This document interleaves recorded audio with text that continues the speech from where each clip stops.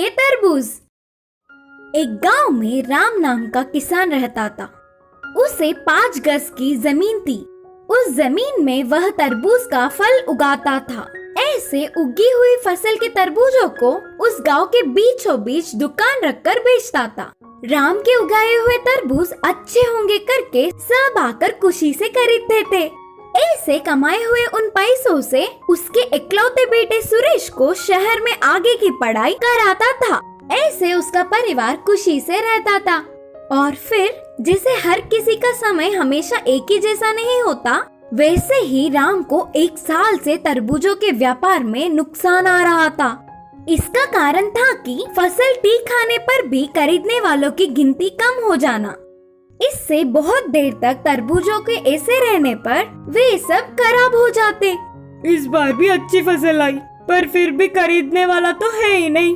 तब उसके एक मित्र ने सलाह दिया कि राम, ऐसे इन्हें और कितने दिन रखकर खराब कर लोगे? तुरंत शहर जाकर बड़े बाजार में बेच दो, कम से कम उसके पैसे तो आएंगे।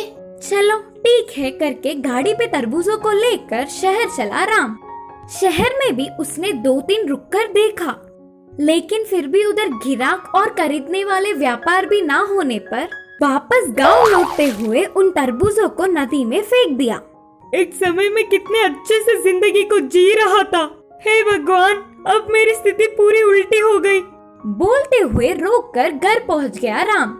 फिर बाद में शहर में पढ़ने वाले उसके बेटे सुरेश को बुलवाया और पूरी स्थिति का विवरण किया। देख बेटा, फसल के व्यापार में पूरा नुकसान हो गया। 1 रुपये की भी कमाई नहीं हो पाई। अब मैं तुझे भी नहीं पढ़ा पाऊंगा। किसी न किसी दुकान में काम करके अब तुझे ही हमें संभालना होगा।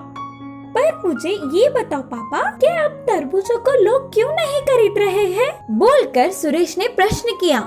हमारे ही नहीं बेटे, असल में वह तरबूज बहुत पुराने समय से फल है। उन्हें तो पहले से ही देखते आ रहे हैं ना, तो इसीलिए सारे लोग तरह तरह के नए फलों को पसंद कर रहे हैं।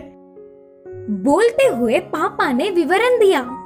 ठीक है पापा, आप अपनी सेहत का ध्यान रखकर आराम कीजिए, अब सब कुछ मैं देख लूंगा। बोलकर सुरेश ने पापा को हिम्मत दिया।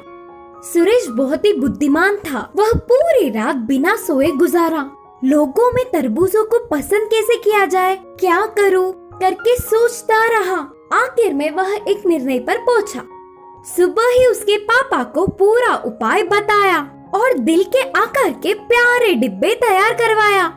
उन डिब्बों में तरबूजों को छोटे होने पर भी उन्हें उस दिल के डिब्बे में रखा। बाद में वह बढ़ते बढ़ते उसी आकार में बड़े हुए। फिर उन फसलों को काट कर गाड़ी पे लेकर पापा और बेटे दोनों मिलकर शहर ले गए। उस दिन की तारीख 14 फरवरी था। वो दिन प्यार करने वालों का था। उन्हें बाजार में रखकर चिल्ला रहा था कि आओ आओ, जल्दी जल्दी आओ, प्यार के तरबूज। आपने इन्हें कभी भी नहीं देखे होंगे। आप इन दिल के आकार के प्यारे तरबूजों को लेकर आपके प्यार को खुश करो।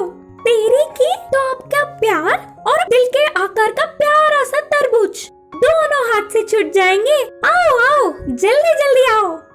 बोलते हुए सुरेश बेच रहा था।